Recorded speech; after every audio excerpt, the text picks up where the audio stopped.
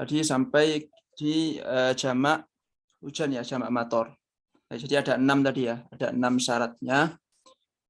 Yang 4 sama seperti yang bepergian ditambah hujan saat salam di sholat yang pertama dan saat takbiratul ihram masih hujan saat di takbiratul ihram di sholat yang kedua. Kemudian syarat yang keenam adalah harus berjamaah di masjid ya untuk jamak mator ini.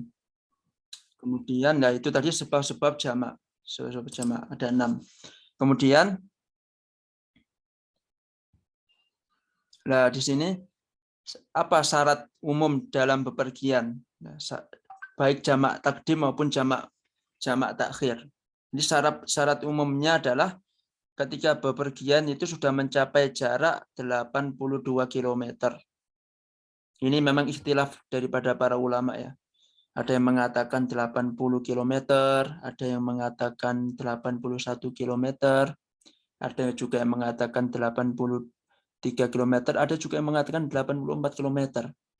Tetapi kita ambil tengahnya saja. 80 patokannya adalah 82 km sudah boleh menjamak sholat. Jadi syarat menjamak sholat itu harus sudah mencapai 82 km. Itu yang pertama. Kemudian yang kedua, syarat yang kedua, ini syaratnya cuma 2 ya. Ini syarat yang kedua adalah sudah keluar dari batasan baldahnya atau batasan kampungnya. Nah, di sini patokannya seperti apa? Kampung. Kalau di Indonesia kampung itu kan desa ya. Kalau desa kan kecil, sangat kecil kan. Apakah boleh keluar desa? Boleh menjamak sholat. Jadi kita misalkan pergi silaturahim ke desa sebelah. Apakah kita sudah diperbolehkan untuk menjamak sholat? Nah nanti dulu yang dimaksudkan keluar balda atau keluar kampung itu seperti apa? Ada syaratnya. Patokan kampung itu ada 3 syaratnya. Diperbolehkan menjamak atau sudah dianggap keluar balda. Patokan kampung itu yang pertama adalah punya pasar sendiri. Jadi kalau sudah punya pasar sendiri itu sudah termasuk balda. Kemudian yang kedua adalah ada 1 hakim. Paling tidak ada 1 hakim. Atau kalau di Indonesia KUA yang ngurusin pernikahan, ngurusin dan lain sebagainya lah. Kalau ada pertanyaan disimpan dulu teman-teman ya. Disimpan dulu nanti ketika sesi tanya jawab boleh ditanyakan. Atau kalau mau segera bertanya supaya tidak lupa boleh diketik lewat chat. Ya, seperti itu ya. Kemudian yang ketiga, patokan kampung atau patokan balda adalah punya kepolisian atau punya keamanan. Ya, seperti itu. Jadi ketika suatu tempat itu sudah ada polisinya itu sudah dianggap balda. Ya kalau di Indonesia patokannya seperti apa yang udah mencakup 3 ini? Udah ada pasarnya, udah ada hakimnya, udah ada polisinya, yaitu kecamatan. Kalau desa belum terpenuhi nih desa kalau di Indonesia. Karena cakupannya masih kecil. Nah, kalau kecamatan kan udah ada semua nih, udah ada pasar, udah ada hakim, udah ada polisi kan. Ya, ketika sudah keluar kecamatan dan jaraknya sudah 82 km, maka diperbolehkan menjamak. Tetapi Imam Nawawi di sini lagi-lagi berbeda dengan Imam Syafi'i. Jadi Imam Syafi'i itu adalah mujtahid mutlak. Tapi Imam Nawawi adalah mujtahid madhab. Jadi ada mujtahid mutlak, ada mujtahid madhab. Imam Nawawi itu beliau bermadhab Syafi'i, tetapi beliau juga punya punya otoritas untuk berijtihad. Tetapi ijtihad beliau itu sebatas ijtihad di dalam madhab saja gitu. Tidak levelnya itu tidak sampai ke mujtahid mutlak. Tetapi beliau juga orang yang sangat alim. Imam Nawawi itu imam yang sangat alim sekali di dalam madhab Syafi'i. Bahkan beliau itu mensyarah Sahih Muslim.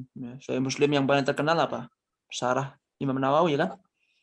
Beliau juga punya kitab namanya Riyadhus Shalihin, kumpulan-kumpulan hadis. Banyak sekali karyanya beliau. Nah, di sini Imam Nawawi berbeda dengan Imam Syafi'i. Imam Nawawi membolehkan menjamak selama menjamak walaupun tidak sampai 82 km. Jadi misalkan seorang bepergian nih, baru 45 km, kan belum sampai 82 km. Maka diperbolehkan untuk menjamak.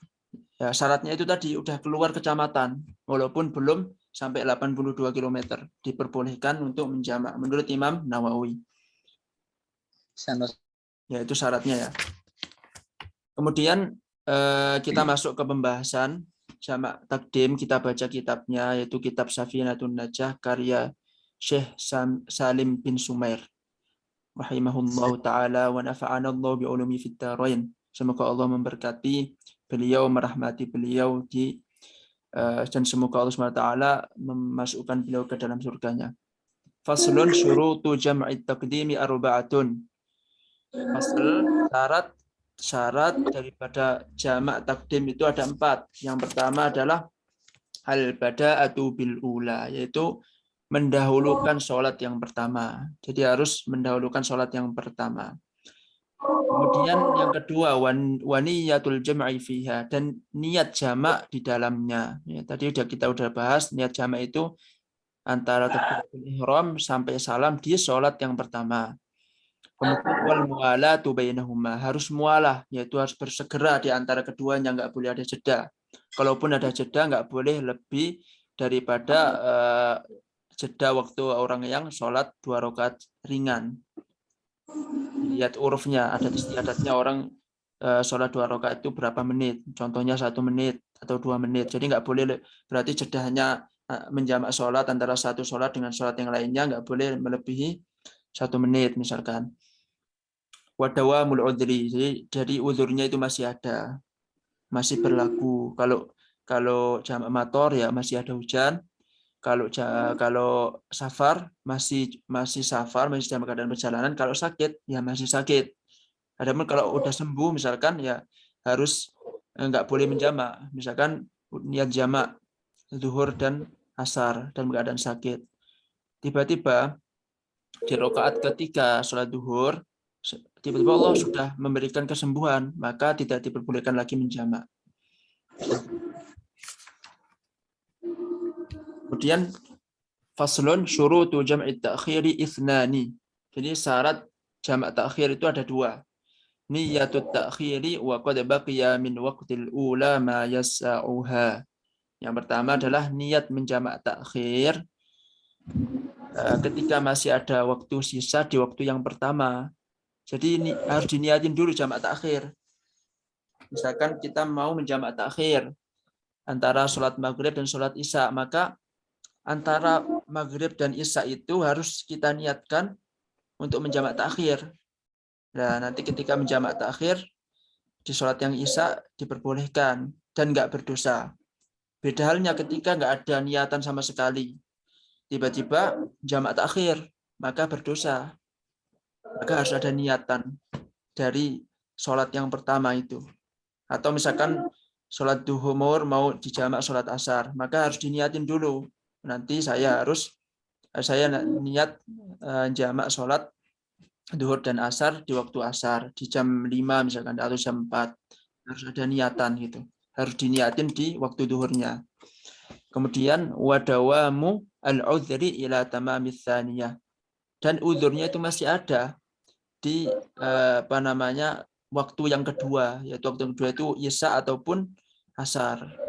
Misalkan uzurnya adalah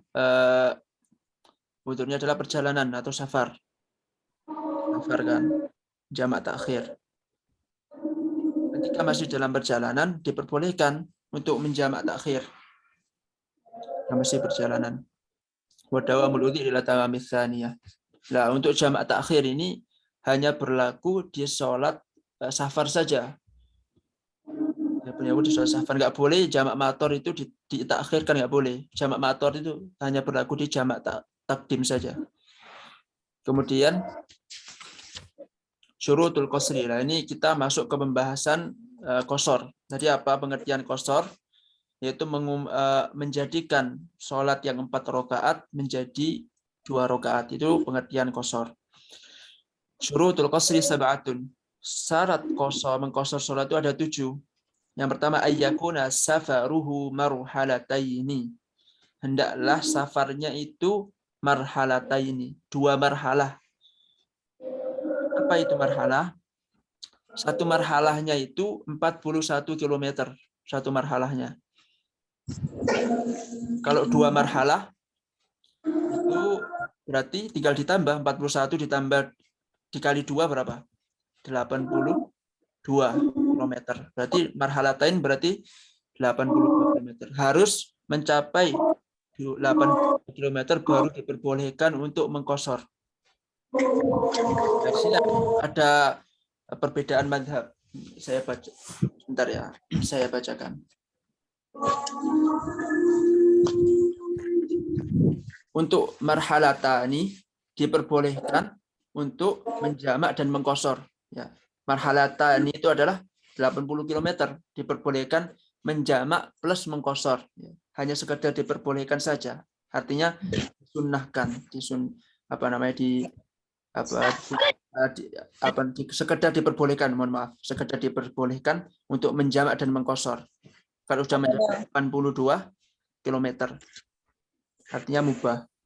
Kemudian kalau sudah mencapai 3 marhalah tapi tinggal dikalikan.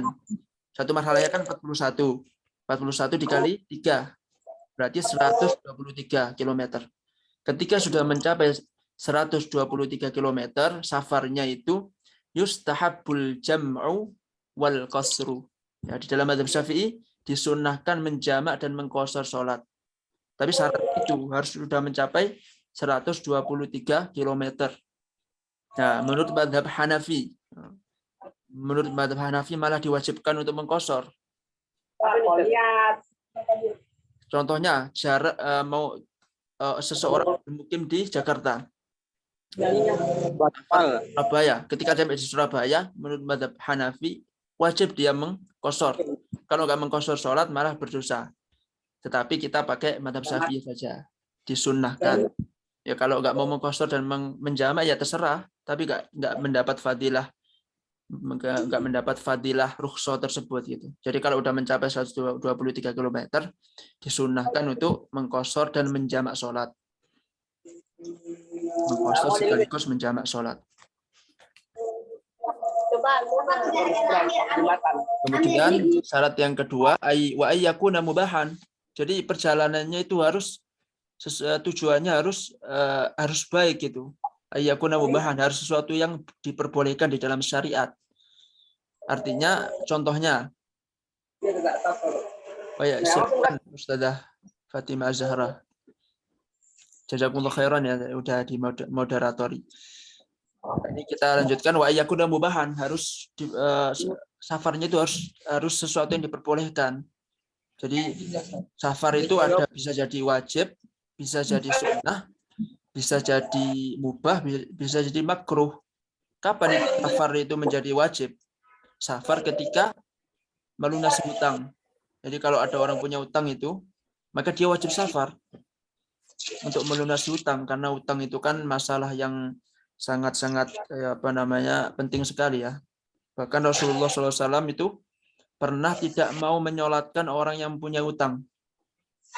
Nah, ketika itu ada salah seorang sahabat itu mau melunasi hutangnya. Ya Rasulullah, biar saya yang melunasi hutang si fulan. Setelah dilunasi hutangnya, barulah Rasulullah SAW mau untuk menyolatkan orang yang masih punya hutang tersebut. Nah, kata Rasulullah apa? Tadi itu daging orang yang meninggal dalam keadaan masih hutang itu panas, tapi ketika sudah dilunasin hutangnya menjadi dingin gitu. Ya intinya seperti itu, bersabda. Makanya kalau sudah punya hutang segeralah dibayar supaya tidak ada tanggungan lagi. Kemudian safar itu bisa jadi juga sunnah. Contohnya safar itu untuk niat untuk silaturahim, untuk menjaga hubungan, untuk mempererat ukhuwah Islamiyah, itu sunnah safarnya, disunnahkan. Ada juga safar yang diperbolehkan, sekedar diperbolehkan, yaitu safar untuk berdagang. Ada juga safar yang makruh. Safar yang makruh itu seperti halnya safar secara sendirian. Jadi orang yang safar sendirian itu nggak ada teman, bukan. Safar yang diharamkan. Safar yang diharamkan itu seperti apa? Contohnya safar untuk ke diskotik, untuk naudzubillah, untuk maksiat. Itu safar yang diharamkan dan dia tidak boleh mengqashar sholat dalam hal ini. Orang yang melangkahkan kakinya berniat safar itu untuk sesuatu yang haram, maka dia haram untuk mengqashar sholat. Ya, wa iyakuna mubahan sini syaratnya qashar itu harus sesuatu, safarnya itu harus sesuatu yang diperbolehkan gitu. Misalkan mau silaturahim ke rumah teman, itu nggak apa-apa mengqashar. Ya, termasuk dimakruhkan itu juga jalan-jalan ya, foya-foya, senang-senang, piknik, rekreasi. Sebenarnya nggak apa-apa. Rekreasi itu menjamak atau mengqashar sholat, tapi niatnya itu dirubah. Misalkan piknik, saya ingin piknik ke gunung misalkan, saya ingin mentadabburi ayat-ayat kauniyah, ingin mentadabburi alam ciptaan Allah misalkan, ingin mensyukuri apa yang telah diberikan Allah pada kita. Itu maka diperbolehkan, dengan niat itulah diperbolehkan untuk menjamak, mengqashar sholat, mohon maaf. Kemudian syarat yang selanjutnya untuk jamak qashar adalah wal ilmu bi jawazil qasri, mengetahui ilmu daripada qashar, mengetahui diperbolehkannya qashar. Misalkan mengetahui berapa jarak qashar, berapa jarak antara tempat satu dengan tempat lainnya. Apakah saya di sini itu sudah diperbolehkan qashar atau belum? Apakah sudah mencapai 82 km atau belum? Seperti itu. Kalau sekarang kan udah enak, udah ada Google Map kan, tinggal buka. Kalau udah nyampe 82 km, udah qashar. Seperti itu. Wa niyatul qasdi indal ihram. Nah, di qashar ini beda dengan jamak. Kalau qashar ini wajib niatnya itu ketika takbiratul ihram di sholat yang pertama. Sholat yang duhur atau sholat maghrib. Takbiratul ihram di sholat duhur yang pertama misalkan. Saya niat untuk mengqashar sholat duhur dengan asar. Allahu Akbar. Nah, niatnya itu harus di takbiratul ihram. Nah, misalkan udah terlanjur sholat duhur nih, udah dapat 1 rakaat, dia belum niat qashar, maka dia nggak boleh mengqashar karena dia belum niat di takbiratul ihram. Kemudian selanjutnya adalah wa an takuna sholatu rubaiyatan. Hendaklah sholat yang diqashar itu sholat yang 4, nggak boleh mengqashar sholat maghrib ataupun sholat safari ila tamamiha. Safarnya itu masih ada gitu, masih adanya safar, kita selesai sholat. Jadi ketika ya udah nggak boleh qashar lagi, harus menjamak. Misalkan nyampe rumah asar, ya dia nggak boleh lagi menjamak dua-dua antara sholat duhur dan sholat asar. Tapi kalau belum nyampe rumah, masih dalam perjalanan, diperbolehkan untuk mengqashar sholat duhur 2 rakaat, sholat asar 2 rakaat. Wa alla yaqtadiya bimutimmin fi juz'in min sholatihi. Tidak boleh mengikuti atau bermakmum di belakang orang yang sholat sempurna, walaupun mengikuti di sebagian sholatnya. Misalkan suatu masjid ada orang sholat sunnah, kita ikut, kita niat sholat qashar, dia niat sholat sunnah, maka tidak diperbolehkan karena dia sholat sunnah itu kan 2 rakaat, dia sholat sunnahnya itu sempurna 2 rakaat, maka tidak diperbolehkan mengikuti orang yang sempurna sholatnya. Maka kita hendaknya kalau mau mengqashar sholat itu kita buat jamaah itu, maksudnya nunggu imam selesai sholat baru kita mengqashar sholat. Adapun ketika kita ikut imam sholat, misalkan sholat duhur, maka tidak diperbolehkan untuk mengqashar. Misalkan imam sudah tahiyat akhir, kita ikut tahiyat akhir, kemudian masbuk kita nambah 2 rakaat saja dengan niat qashar, nggak diperbolehkan karena harus mengikuti imam, yaitu harus 4 rakaat. Gitu. Nah, di sini untuk batasan mukim, ya, bagaimana ketika seseorang itu dikatakan mukim. Seorang dikatakan mukim itu kalau sudah dia berniat bermukim lebih dari 3 hari. Itu sudah tidak diperbolehkan menjamak lagi. Misalkan seseorang bermukimnya di Jakarta, bermukimnya di Jakarta, dia niat safar ke Surabaya, tetapi niatnya itu safarnya itu selama seminggu 7 hari bermukim di Surabaya, maka selama 7 hari itu tidak boleh menjamak sholat, tidak boleh mengqashar sholat, tidak boleh mengqashar sholat, karena dia udah niat 7 hari di Surabaya. Tetapi kalau niatnya cuma 2 hari di Surabaya atau 3 hari, maka diperbolehkan menjamak selama 3 hari itu. Kemudian bagaimana ketika kita nggak tahu nih pekerjaan kita selesainya kapan, maka diperbolehkan diperbolehkan mengqashar sholat selama 18 hari. Selama 18 hari, misalkan ke Surabaya, dari Jakarta ke Surabaya ada pekerjaan. Surabaya nggak tahu nih sampai kapan pekerjaan selesai. Nah, selama 18 hari diperbolehkan menjamak.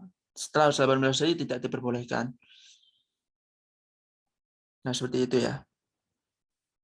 Habis pembahasan kita tentang gambaran makmum dan jamak takdim, jamak takhir, kemudian mengqashar sholat. Mungkin ini dapat kami sampaikan ya. Kurang lebihnya kami mohon maaf. Mohon maaf teman-teman sekalian apabila banyak sekali kekurangan.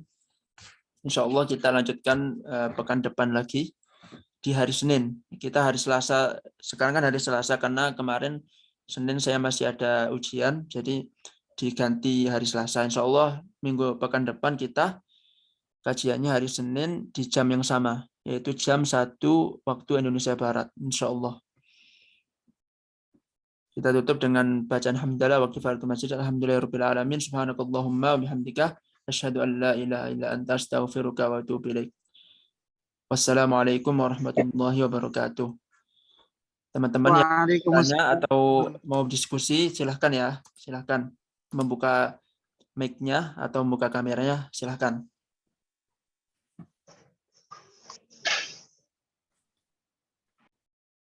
Tadi sepertinya ada yang mau bertanya, silahkan.